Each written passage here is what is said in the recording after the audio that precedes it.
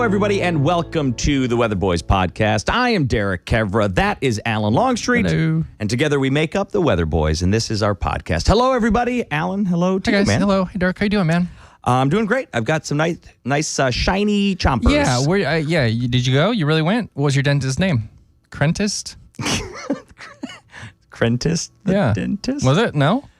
Is this a real thing? Sometimes my Derek, here's dentist- the thing. Sometimes Derek sneaks out of the office. Everybody should know this. He sneaks out and he always says, sometimes he'll say, you don't need to know where I'm going. Other times he'll say, I'm going to the dentist. And I never know what's truth. It's like two truths and a lie. No, it's always like four lies and a truth with him. And I just don't understand. And he has that stupid smile on his face every time, that choir boy smile. Don't fall for it. My dentist's name is Mike. I was trying to remember the name of my dental hygienist. Uh-huh. And I'm blanking on that right now, but she's a lovely individual. Oh, she did you don't a great remember her job. name? They did the weird thing this time with the water pick. Sure. It was like I don't remember them using that, to the point where I stopped and asked her. I said, "Is this new technology?" And she was like, "No." Yeah, that's what they use when like they have the really dirty patients come in, real nasty She teeth. did say I had You got a lot of plaque. some plaque and some tartar. You got a lot of buildup there. You should brush those teeth. You do it twice. Do you floss these days? I lie to her about flossing. Yes, You don't floss. Why don't you floss? I floss. I don't floss every night. Whoa. Are you? Wait, don't do you floss every I night? floss several times a day. I have flossers in my car. I have flossers in the office. No, I take Rich's flossers. Yeah, I do take Rich's flossers. I take his as well. flossers. I have them in my car. Well, I'm a big flosser. But you should stop using those flossers. Do you know all that single-use plastic that you are throwing Do you into know the how earth? clean my Our teeth guest are? is going to hate this. Do you know how clean my teeth are? My teeth are very clean. Yeah, your teeth are clean, but the planet is not, thanks Yeah, to you. Not my problem. You probably just throw garbage out your window, too, don't you? No, I put them in a wastebasket. Oh, okay. How's everything been? How's the family? How are the girls? You were good, great, good, fantastic. Halloween's coming. We finally got. Yes. We bought the Halloween costumes, and then the one kid didn't like it, of course, and then so we, I got to try to return it. Where do they go get next? A new one. 2 bats and 1 flying squirrel. Okay, explain. Shoot. Explain What how. do you mean? 2 bats and 1 There's 3 kids. 2 of them are bats. 1 of them is a flying squirrel. How does a child land on flying squirrel as a I don't Halloween know. costume? Yeah, she was going to be a narwhal, and then that costume I didn't get. fit, and then she was going to be a police officer, and then she didn't like how that one fit, and then so now she's going to be a flying squirrel. But my other kid just yesterday dressed up like Harley Quinn just for fun, and dude, she put on a performance that freaked me out. Like she was in character, and she was being Method? Harley Quinn. She had the bat. It was genuinely. I was like, hey, honey, we got to stop this game. So she's got like a little Sean Penn in her where she can go full method acting. And she kept telling me, she'd be like, Daddy, I'm just kidding. But then she'd quickly like revert back to, you stay on the ground. And it was like a whole show in front of everybody. And Wait, what was it, like the 1990s animated adventure Harley Quinn or the Margot Robbie Harley Quinn, Birds of Prey? Murderous Harley Quinn. Oh my, this picture does show. That picture doesn't really do it justice, because I was honestly too scared to take a picture of her. No, but she does have a maniacal look in her eyes. And she kept telling me, I was like a smile? Yeah, and she's like 7, and I'm like, you are really getting into character. And she goes, like, Daddy, I don't know what's happening. And I was like, okay, let's hope this is not a demonic awakening of sorts. If you do not sign that little girl up to be in the school play, then you have screwed up. Yeah. Because she seems like she has some real skill here. Yeah, she does. I think she has the ability. Shapeshift. My kids have gone full pop culture, and they're going K-pop Demon Hunters. Oh, even Campbell. What's he? He's not going to be a Pokemon? Campbell he does love Pokemon. Campbell is Abby. Do you know? Are you familiar with the thing? No. Do you know what I know about Abby K-pop has abs. Demon Hunters? It's you singing it. I and love dancing. it. That's all I know about. We did a family costume this year. Oh. I was a Demon Hunter. I was a Saja boy, as is Soldier Abby. Boy? Saja boy. Is that different? Yes. Okay. Yes. Saja Saja boy and Soldier boy are different. It's not the dance? Correct. Okay. And then Melissa and Hadley are both going as Huntrix. Oh, wow. Oh, no way. Huntrix? Our listeners no way. probably Wait a minute. Soda Pop? get this. Soda Pop. Soda Pop is Saja Yeah. boys. Yeah. So, for sure. Everyone's Do you have excited. anything- We yeah. have a trunk or treat tonight. We got to get on with this We gotta thing go. because We gotta we've move. got This guy's always in a rush. we got trunk or treat. Never happening. wants to linger. Never wants to linger in my presence anymore. Candy Always is- off to see the dentist. Is a call-in. Crentis the Crentis dentist. the dentist. All right, today on the Weatherboys podcast, we have a very special guest, Dr. Christian Greer, the president, CEO of the Michigan Science Center right here in Detroit. He's one of those people that can take big, mind-bending science topics like space exploration, black holes, even the possibility of alien life, and make them fun, relatable, and downright cool. Under his leadership, the Science Center has become a powerhouse of hands-on learning and discovery for kids and adults alike. Dr. Greer spent his career building bridges between science and the public, whether that is getting students excited about STEM or helping people see how science connects to everyday life. We'll talk space, we'll talk aliens, we'll talk about science communication, because that is a big one in our field. Oh, my gosh. Ladies and gentlemen, please welcome to the Weatherboys podcast, Dr. Christian Greer. The one and only. It's good to be here, guys, with the Weatherboys. We're very excited about this. Thanks for coming. For different reasons, because we have both done copious amounts of research. We've listened to things that you have spoke on, and the things that I found interesting, interestingly enough, Alan was like, no, I want to talk to him about communicating with the public. Okay. Yeah. I was like, dude, we could talk aliens. And he said, no. Communicating with the I public. know the answer to the aliens one. Let's start there. So your tenure at the Michigan Science Center has been one that has had its challenges because it coincided with COVID. Yes. How do you navigate these things? Well, it's always challenging to lead a nonprofit organization, especially a nonprofit science center, because there are a lot of things that are changing. A lot of things that are changing in science. A lot of things are changing with young people and kids, as we were talking about earlier.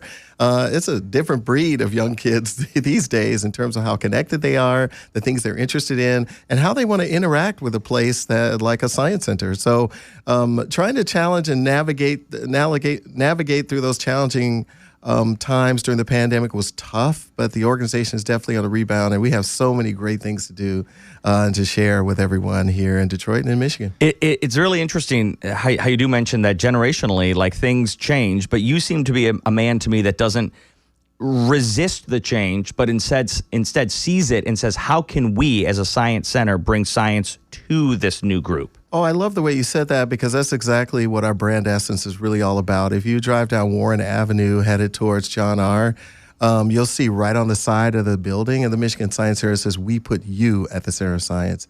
And that you part of it is really the most important thing. We believe that there's a genius within, and we're just trying to draw it out. And when you see young people exploring their world and trying cool new things, you see them doing that. They're figuring stuff out, and you're like, how did they figure this out? They're just human beings trying to explore the world. And sometimes it changes the nature of the freedom that they have, the creative confidence they have, the ability to solve problems when they get in a more structured environment like school. But it's still there. And they're just managing the way that they do that in a formal environment. But we're an informal education facility, so we're more interested in how the learner shapes their own world, creates their own meaning and knowledge, very constructivist, very discovery-based, and that's what it's all about. So when we say we put you at the center of science, we don't want you to think that science, technology, engineering, math are something someone else does. We want you to think that this is something you can do because you're human. How do you? Cause you have a degree in you're a physicist. Is that the real physicist? You have a doctorate in education as well. Yes, that's right. I have my undergraduate degree is in physics and astronomy. So I studied astronomy and physics and worked at a planetarium right out of school at Adler Planetarium in Chicago. And then my doctorate is in learning technology. So obviously somebody like you would say, yeah, anybody can do this because you can do it. But like, it's so intimidating to a lot of folks, like just the science, math, like, and I guess your goal is to make it less so. How do you guys do that? Well, there's a couple levels of the question that you asked, and I like the way you pose that, because did you hear that, Derek? We've all had. I'm proud of you. We all struggle in science. Even some of the smartest kids that you probably went to yourself, like or us, that you went to school with, they struggle in math. They struggle, And so when I've spent time talking to even Nobel laureates, they describe the struggles that they had. And with Einstein, for example, it was mathematics. He had things in his mind that he thought he could figure out, but didn't necessarily have all the mathematical wizardry to write it down. And that's just kind of wild to think about, but there's limits to our knowledge. Sure. And so I think what's interesting in where we are is we try to let people know that everybody is learning and discovering. And if you go to a physics conference or a place where they're explaining all this research, they argue back and forth on, what's really inside of a proton, Yeah. And there's a lot of stuff, there's a lot of hands waving around because we don't yet know. Science is more of a direction than a destination, and that process is so important. And so we want these kids to go in that direction of trying to figure something out. I think the difference is with science versus other fields is that there's a lot of emphasis focused on the questions themselves, how you phrase them, how you explore things, and you're trying to falsify an idea that you have about the phenomena you see. And if it's falsifiable, then it's testable. If it's testable, then it's science. And anything that you couldn't create as a hypothesis that you could falsify is just kind of like not science. So in some of your other talks, you've discussed the idea of product versus process. Oh, yeah. And it sounds like that's kind of what you're talking about here. Yeah, I like the way you describe that too, because it really is the product in our cases are the kids themselves. You know, like we want to create a product, not as a factory in the typical sense, you know, with widgets, but with human beings that get a chance to explore the world and be that next generation of explorer and innovator for Detroit, for Michigan, for beyond, for the world, you know. And in doing that, we have to do, we think, three things. And we have our model of we put you at the center of science, and there's three components to it. We want it to be personal, meaning it's not just some generic science lesson that we're getting. We want to find out where you're from and what you're doing and how you're exploring, and we try to design to that. And I'll give you a little story about that you'll find illuminating, I think, to this concept. The other part is the idea that we want to be playful. And so we recognize that play is a kind of learning, and learning through play, and our partnership with Lego, which we've had for the last 4 years, is part of that. We're part of a national network in which we focus on learning through play and work with other museums and do a lot of activities in that way. And then the final piece is another P word. We like alliteration. It's powerful. We want people to be empowered by the experiences and the knowledge and skills that they gain with us, and how they connect it to things that they do in their personal lives, whether it's school, at home, or in some third space. And then to go out feeling powerful, like they can figure it out. Einstein, to quote him again, he said, the most incomprehensible thing about the universe is that it's actually comprehensible. And that seems like really interesting to think about, is like we can figure things out. I mean, it's so crazy to think about, like this universe has a definite kind of physics that we use to understand it, but math has the ability to think beyond that universe's physics. So if we measure something in the universe on a number line and it comes out to 3, well, okay, that gives a limit to our universe, but it could be 4, it could be 5, it could be 6. So we have the ability to imagine a universe that's different. That in and of itself is like the human mind is actually beyond the current constraints of the universe in that sense. Yeah, I'm having trouble following along. You broke my brain. Yeah. But what I feel like we take these things for granted. Yeah, we take it for granted that we can figure this out. So that's why I think astrophysicists, meteorologists, you know, we are all believing, we have this fundamental belief, like a faith that we can figure it out. Otherwise, why are we here? There's no reason to do it. One of the greatest honors of my career was interviewing Neil deGrasse Tyson. Yes. So I got to do that a few years ago, and I asked him, I said, you have kids. How do you get your kids excited about science? And he said to me, and I'll never forget it, is he said, Derek, you did not have kids to have a clean house. He said, let them explore. Sure. Yeah. Let them play. That's how they learn things. That's how they learn. And things will break, and you'll have to buy a new vase. Yeah. But they will learn about gravity. Right. Like that will fall, that will break, and they'll figure that stuff out. But that is what science is. It's playing, it's experimenting, it's breaking things, and then putting it back together and learning something along the way. Yeah, Derek, I agree. And this is one of the things that I think we try to emphasize and give parents an opportunity to try out. And Neil is absolutely right about that. And it's funny, you know, when you think about history and we think about the people that we celebrate in history, a lot of them are not rule followers.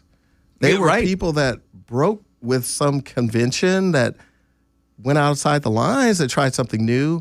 And yet we teach everyone to be in rows. So I think that's okay. We have to work together with civilization. Like there's some things that need to be lined up. I get that. But at the same time, I think we don't have enough avenues that allow people to break from convention in ways that inspire us. I mean, maybe that are more respectful of the process and an understanding of that. And so one quick story I'll just give you, we had an exhibit called Math Alive. And this was the first special exhibit that we had after the pandemic. And a parent came up to one of our staff members and said, we're so happy that you brought this exhibit here. With all the things that are going on in the pandemic, we truly appreciate the fact that you give kids and families something to do. And my son came in And he just did all the exhibits. He clicked these numbers and did these little games and solved everything and answered all the questions in the exhibit. And we were like, great, like that's what it's for. Like, she was like, you don't understand. He answered everything. Like he was like a genius doing this. And I was like, that's awesome. Like that you're helping to explain, our whole purpose of putting you at the center of science. She said, no, you still don't understand. In school, in math, he is horrible. He gets bad grades on tests. He doesn't seem to get the concepts. He doesn't understand math. I'm told that he's not a math person. I'm told that he can't comprehend this kind of stuff. I've gotten him all these tutors. He comes into this exhibit and it all makes sense. And that made me, feel so powerful myself, just being in a place where as an educator, and you mentioned science communication, we can help demystify things for people. We can help them make sense and give them the empowerment to feel like they can figure things out. But it goes to show just how important that not everybody learns the same way. And many kids, you have to try lots of different things. Sometimes it's coming to a science center. Sometimes it's being in a class, taking an AP physics. But whatever it is, I think people have more than one way that they can learn, and they need to kind of figure out how you do it, how you learn, and how to explore. And I always wonder, and I feel for the teachers. When you're one teacher and you have 20, 25, 30 kids who are maybe 6, 7, 8 years old, like how can you one person cannot deliver what all those kids need, so they try their best.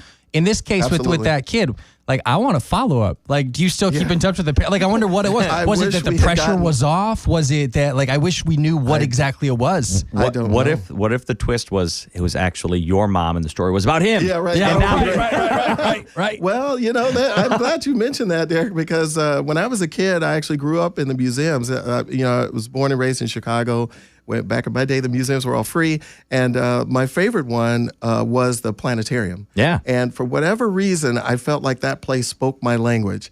Never thought in my wildest dreams I would be working there and hiring people and, like creating exhibits and stuff like that. But it ended up going that way. So, yes, I do see myself in these young kids. And I recognize that many of them may struggle through school. I mean, I would be lying if I told you that physics was easy for me. It was really mainly the math. I felt like I had an intuitive understanding of things, how the world worked, but just understanding the math, the tricks, and things that you use to be able to solve problems and reduce equations, that was always harder for me. I didn't have the muscle memory for that, but I ended up gaining it along the way. So sometimes you're just learning at a wrong time of your life. We don't even think about that either because you're supposed to be in 5th grade at a certain time. Right, and at 3rd grade, you're supposed to be reading. Right. And we're unique. Yeah, exactly. And some people don't learn things. Like there's some math that I didn't learn until I took the GRE many years later.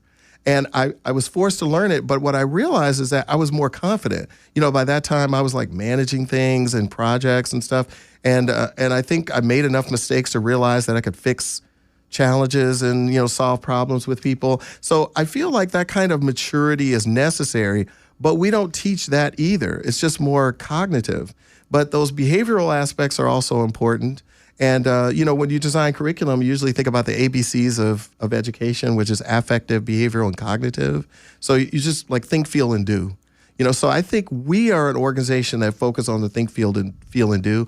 And I feel like if we had a chance to understand more about the kid in the exhibit, we might actually learn that he might have learned in a more physical way. Like maybe he needed to run around while he was learning and pop from different places and exhibits, whereas in the scope and sequence in a formal environment, you never get a chance to do. Mm-hmm.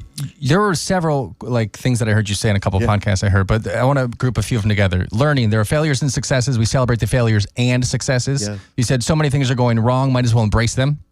If the problem is not solvable in the form that it's in, change the form. Yeah. You said constructivism earlier, construct your own meaning, how to make the right meaning. Absolutely. Like, how did you come to be who you are? Like, was that from your parents? Was that through your schooling? Like what, Well, it's interesting because people ask me about certain things that want, mentoring, like younger people coming up and more junior in the field. And I often tell them that I don't really know how to tell you what you should do. I think you kind of have to figure that out. For me, I felt I was fortunate to be able to happen upon a career that felt natural to me. Like just like what you guys are doing here, you seem so natural at what you're doing. And there are people that want to be in the seats that you're in right now that are trying. And the more they try, the more they will fail because it just may not be natural to them. And sometimes we want things that are not really for us, or we're in social pressure that makes us think we should have stuff we shouldn't have. But if you were to just relax, and I think look inward and think about what it really is that makes you tick, it would make you make different choices about your learning, about your growth, about what you need to be exposed to, your friends, and all that sort of thing. And so we're hoping that when people come to the Science Center, they really find their people. They're people that want to discover and run around and push all the buttons and do all that. That's totally okay at the Michigan Science Center. Okay, we're 20 minutes into the podcast. I know we started with aliens and then got sidetracked. We've got to circle back to aliens. Fine. People want to know about aliens. So as an astronomer, as somebody that has devoted, you said the planetarium was what initially hooked you. Oh, yeah. Outer space must be something that still fascinates you to this day, right? Yeah, absolutely. And I think the interesting thing is that we forget that space is actually all around us. We think about looking up, but the Earth is round. So everybody looking up at every part of the Earth is pointing in a different direction. And so I think we need to think of ourselves almost immersed in space and time as this big blue marble, as they called it in the 70s. This idea that we're on this like when you think about it, the Earth is like a giant spacesuit. When we go out into space, that's an environment we're not supposed to be in. Sure. So we have to take pieces of Earth with us. We have to take oxygen with us. We have to take protection against the sun and the heat. We have to take food with us. We have to take all these things up into space. That's why it's so expensive to get to space and live in space on the International Space Station. But the Earth itself is almost like a spacecraft for us. And so protecting that spacecraft is really important, and recognizing that there are just not a lot of planets out there that are like ours, and if they were, they're not very close, so we can't get to them. Sure. So there's a lot of really great opportunities for us to dream and think about where we can go and build the warp drives and things like this to go to hyperspace. But it's a long way away still. Oh boy, here we go. He's got something real. Get ready. Wait, hold on. Take notes, Doctor. So if Earth is this oasis, yes, because it is, I mean, we could say because it is, because of water and everything we have, is it not a destination perhaps for extraterrestrials to want to get to? Are you a science fiction guy? I am. Yes. Have you read Three Body Problem? I have not, but I know about it. Yeah. Okay. So the idea is that an alien race has a planet that is less inhabitable than Earth, and stumbles across Earth because Earthlings are stupid, and reach out to them, and she wasn't dumb, Derek. And they say she was the hero in the end. She was not the hero in the end because it shined a beacon to these aliens that would say, "Oh, that's a place that I want to be." Yes. So is that? I mean, when you multiple questions here, but I'll start with this. So, if that concept could be true, I mean, that could be something that maybe we should be a little concerned about. Well, Stephen Hawking, I believe, if I'm quoting him correctly, said something to the effect of we have to be careful about reaching out into space and attracting things, because we don't know what we might be attracting our way, you know, to let them know that we're here, So that's a big part of the book. They call it the dark forest theory. Yeah. Where we're in a dark forest, stay in the dark forest. Be careful, right? Because as soon as a predator sees you, you're no longer safe. That's correct. And so that's an interesting thing that we don't think about as scientists as much. But as science fiction writers, you think about it all the time. Sure. Something comes to Earth, and then what are you going to do? And so whether it's Invasion of the Body Snatchers or some other kind of thing that happens in these films, Independence Day, all of it is really about where are we in the universe? Who are we in the universe? Are we the only things in the universe? And there could be beings that are so advanced that they only speak and communicate and travel through mental telepathy. They don't even need spacecraft. We don't even think about all this stuff. So that's why it's always interesting when people will say, "Oh, there's a UFO and there's all this technology," because that kind of seems like some of their technology seems reachable. Like we'll get to a point where we'll have UFOs that can fly around. Whereas things that you do with the mind or with consciousness seem much further away, like millions of years away from us. And looking at the scale of the universe and how old things are, I would think there's a likelihood that if there was alien, beings that were out there, they might already know that we're here.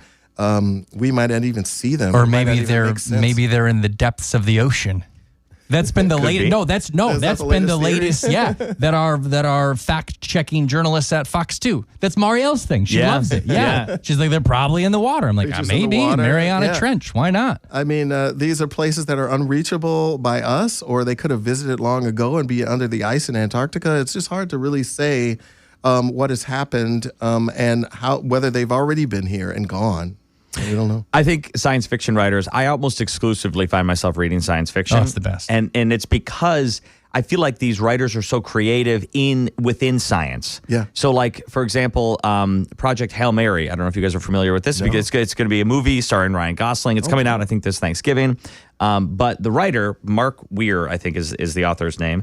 Andy Weir, sorry, forgive me, Andy Weir. And the alien in that movie communicates through music. Yeah. Through song, because if you think about music and notes, that is a language. Absolutely. Well, the mathematical aspect of it is pretty obvious as being a language.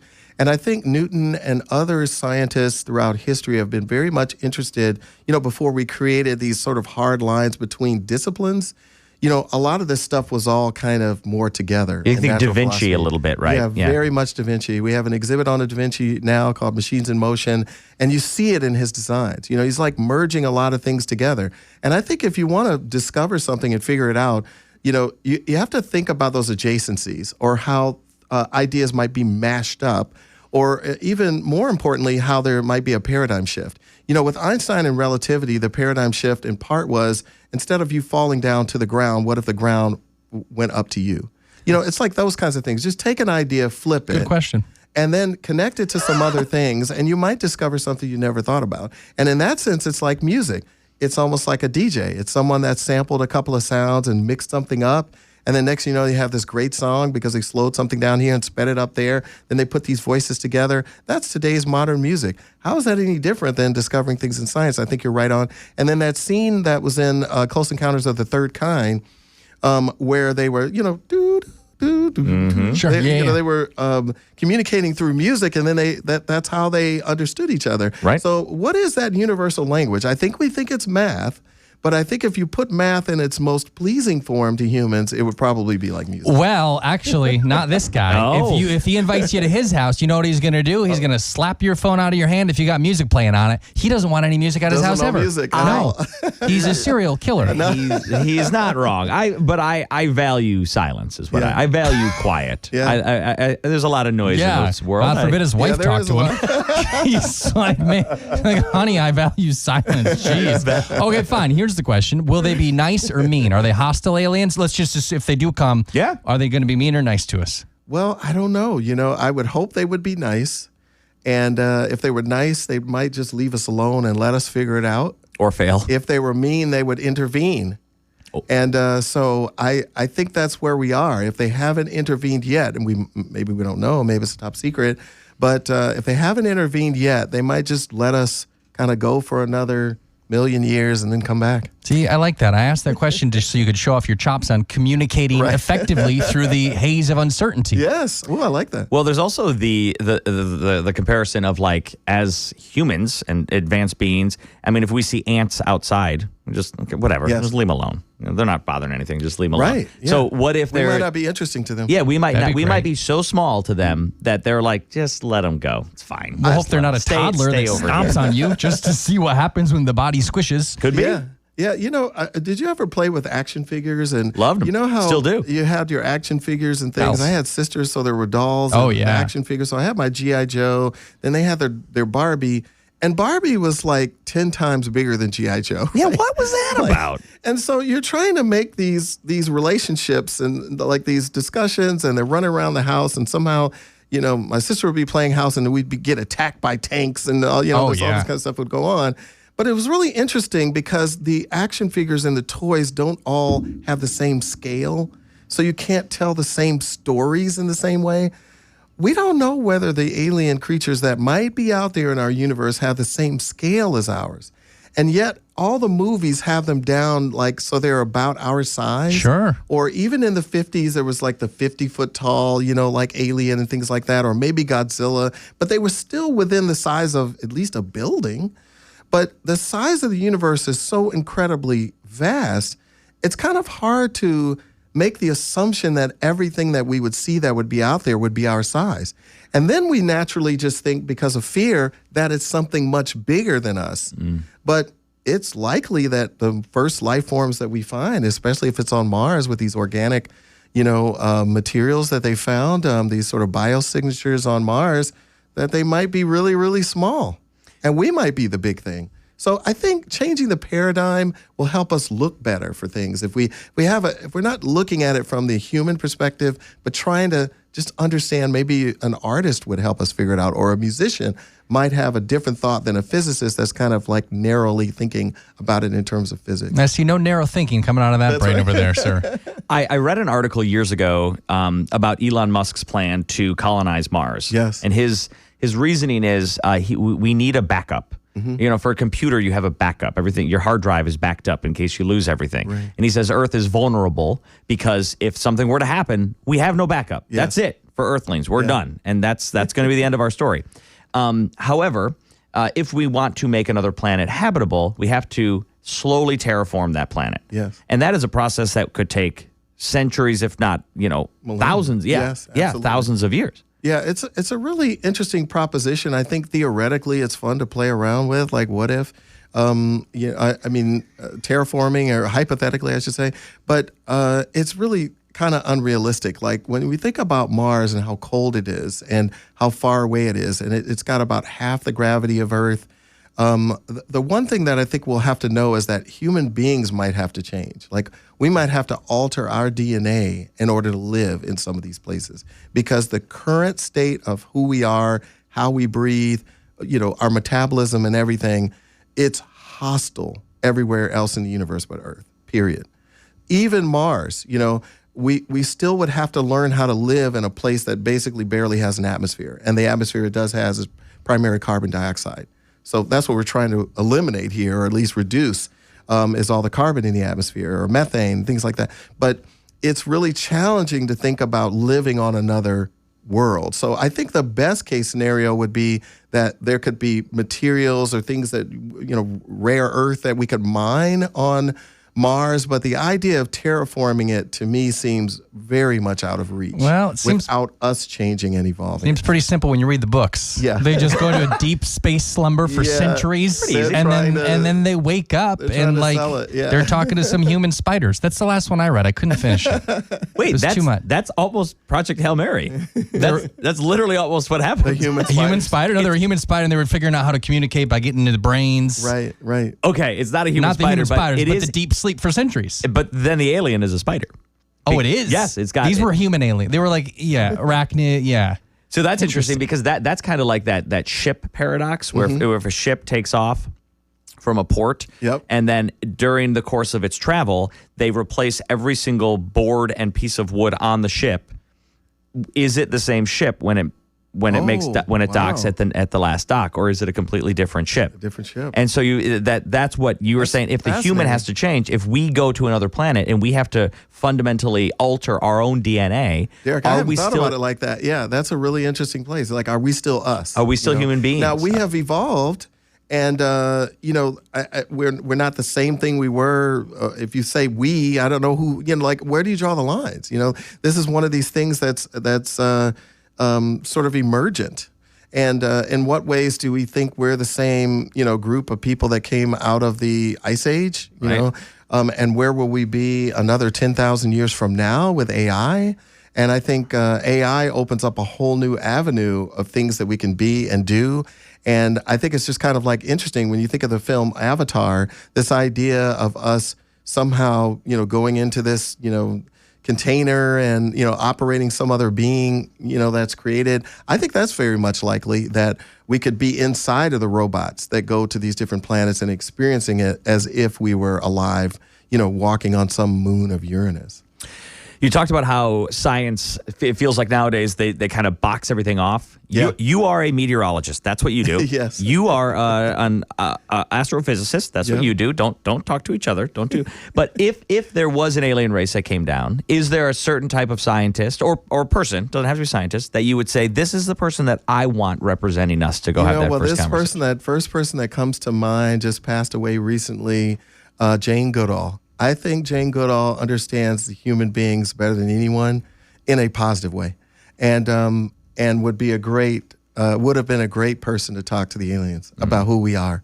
And I think that it's important for us to recognize just how we are connected to the animal kingdom, that we are animals ourselves, and we share this planet. And just being here, being, primarily omnivores, there are a lot of things that we have as predators that we just can't escape just by the way we're born into this. But there's another aspect of human thought that sort of wants to rise above that and look at more the holistic view of who we are and what we can be. And it's hard for me to grasp, to think about what we would evolve to become. But I think this is a reason why I'm excited to work with young people and children, because they will know. It won't be our generation that figures this out, but it'll be something that we pass on. And when we think about ancient Mesopotamia or Egypt or other places where civilization was born, and we pass the Library of Alexandria, pass these concepts down, what are we passing on to this next generation now? And, I don't know if it's on social media. It could be, and we just don't know it's there. Maybe that's just who we are and what we're trying to be, the social aspect of, human beings. But I think we have to begin to ask these questions and be comfortable in rooms like this talking about it. Because scientists need to have these conversations, be a little bit more open, that just because we say the word UFO or we say the word UAP or we say the word this might be an, 3-Eye Atlas might be an alien spacecraft. There we go. It's important to at least have the conversation so that we can be aware of what might fit outside of the standard canon of physics or biology or chemistry or whatever. Is there anything that our generation is doing wrong?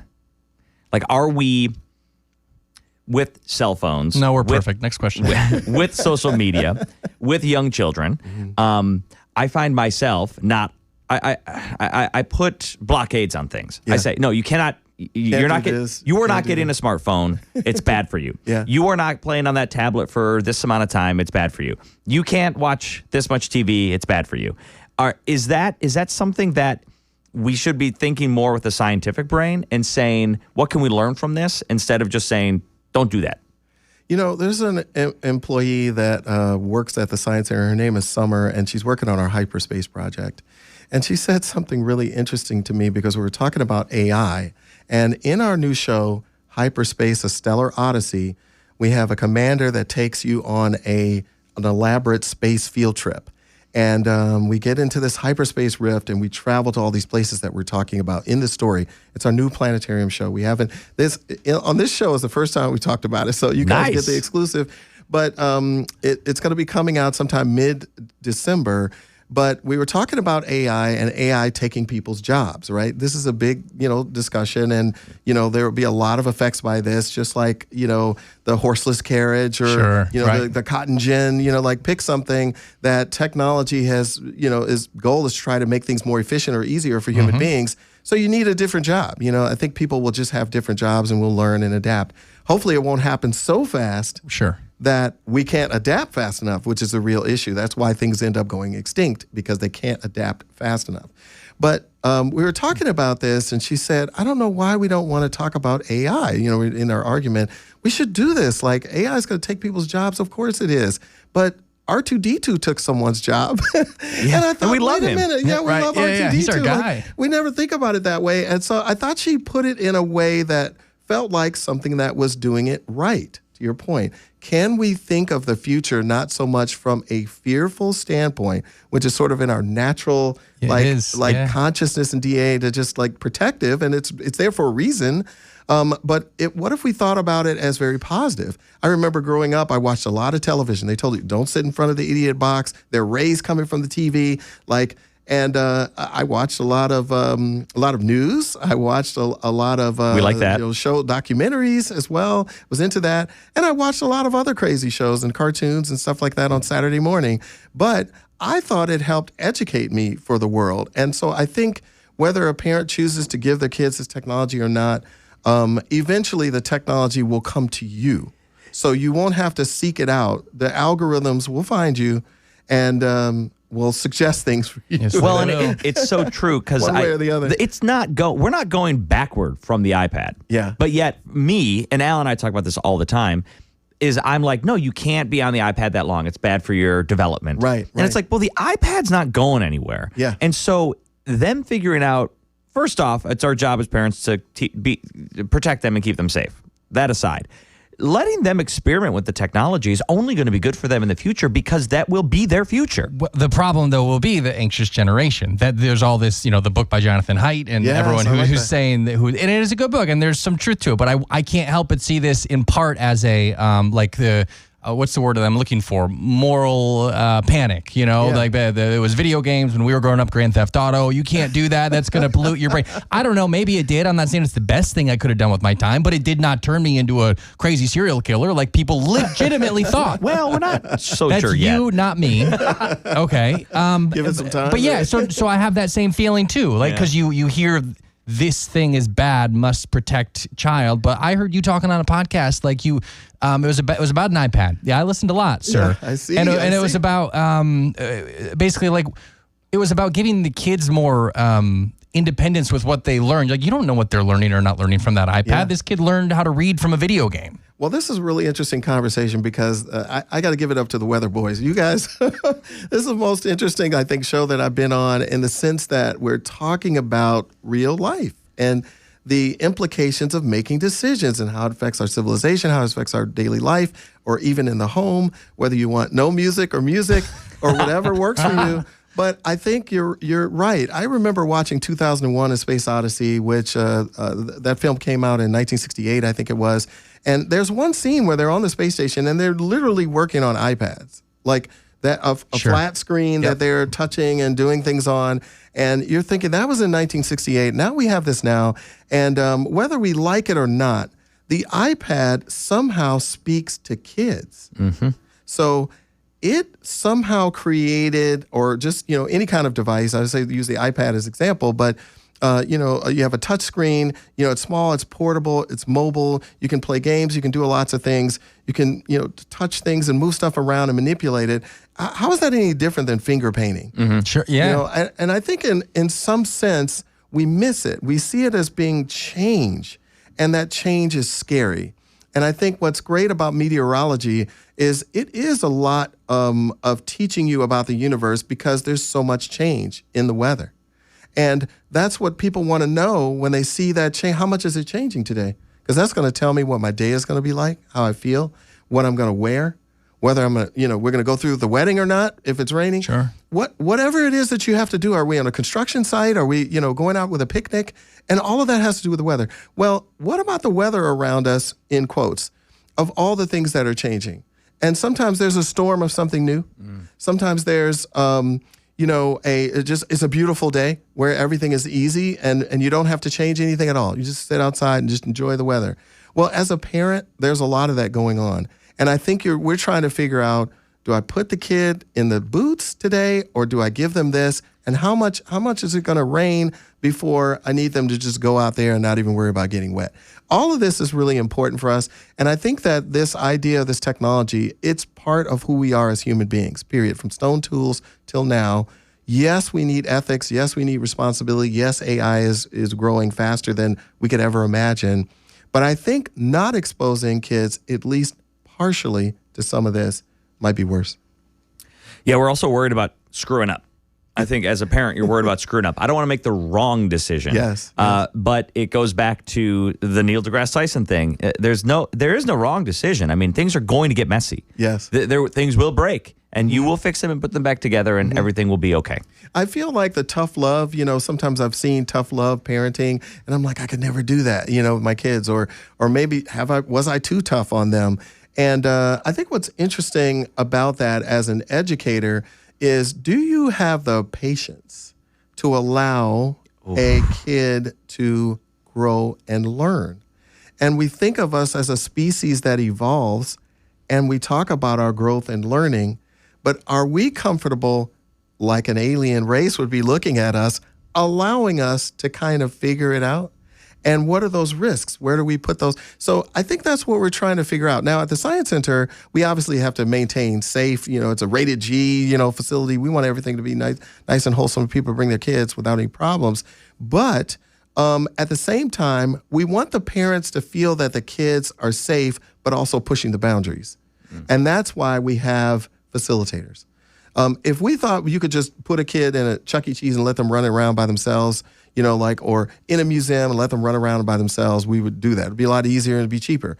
But having the facilitator there is to try to make sure that that even kids get a chance to be a little metacognitive, think about what they're learning. Hey, what'd you find there? This is really interesting. Do you think it'll fit on something over there? Why don't you try it?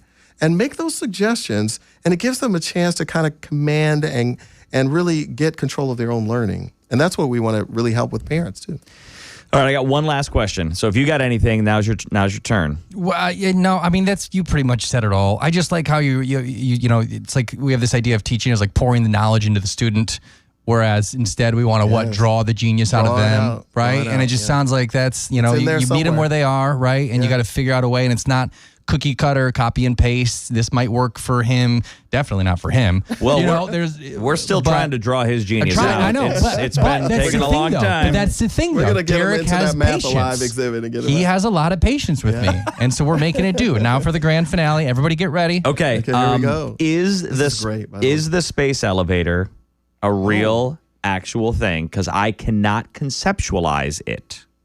Now, that's an interesting topic. I think that we were a little bit excited about what carbon nanotubes could or couldn't do in terms of creating a tether strong enough and light enough to be able to go out to the distance of the space station and have a space station up there. Because it's literally an elevator that goes into outer space. Correct. That's and the so concept here. The way we think about an elevator is you have an elevator shaft and there's the core of the building and all that sort of thing. But in this case, the concept would be to try to get something that would use that principle. It's a fictitious force, but the centrifugal force. Mm-hmm. The idea that you can pour water into a bucket, tie it to a rope, swing it around, and somehow the water doesn't fall out. You've seen that experiment before. Essentially, that's the concept of the space elevator. You might say, what does that have to do with the space elevator? Well, the rope is flexible, when you're just, you have it under no tension. But if you were to stretch it out, the question is, what could you slide along that rope? Or what could you create inside of it? So the question would be, is it possible to get something out into space that somehow you could make taut? So I'm guessing a rocket could take a little cord up to space, go far enough out, where it could be taut enough to build something on or in. But I think the concept of a space elevator is one of the coolest things that I've ever heard of, because you don't need rockets, you don't need all that kind of stuff. You just kind of just go press the floor and go up. It changes the game. It changes the game. In our last exhibit that we had, which was called Above and Beyond, we had a space elevator simulator. So it took you all the way up.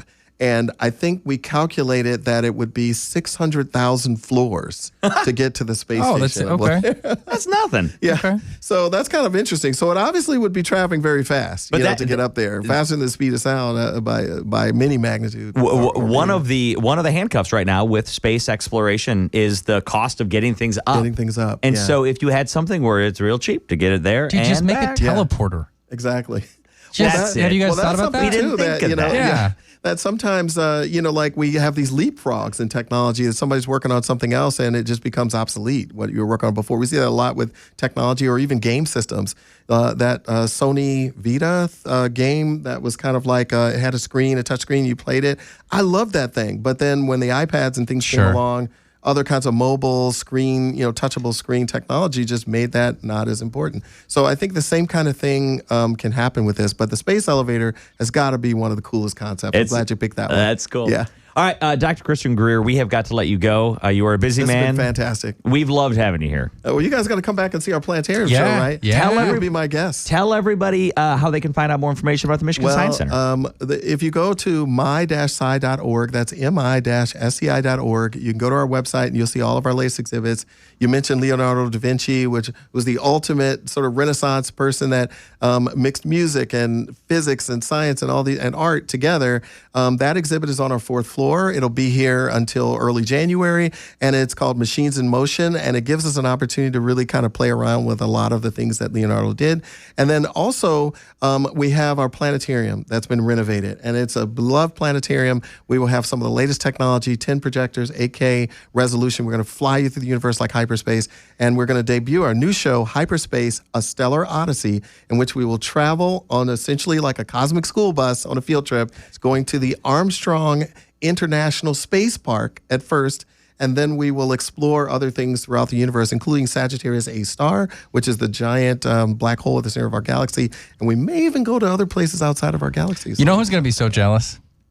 Jay Towers. Yeah, He's going to be Jay's so gonna be really jealous. We gotta get the three of you out. Yeah. I'll do a special show just for We're you. gonna do it. Yes. Absolutely. Dr. Christian Greer, thank you so much. Thank you. Yeah, thanks, man. Thanks for being on the Weatherboys podcast. If you are listening, just know that there are many different ways that you can get the content. There is a bunch of stuff posted on YouTube, including all of our content on Fox 2, as well as all the podcasts. Every podcast posted on Spotify, and of course, the free Fox Local app, where you can see the entire Weatherboys library. Thanks for listening. We'll see you next time.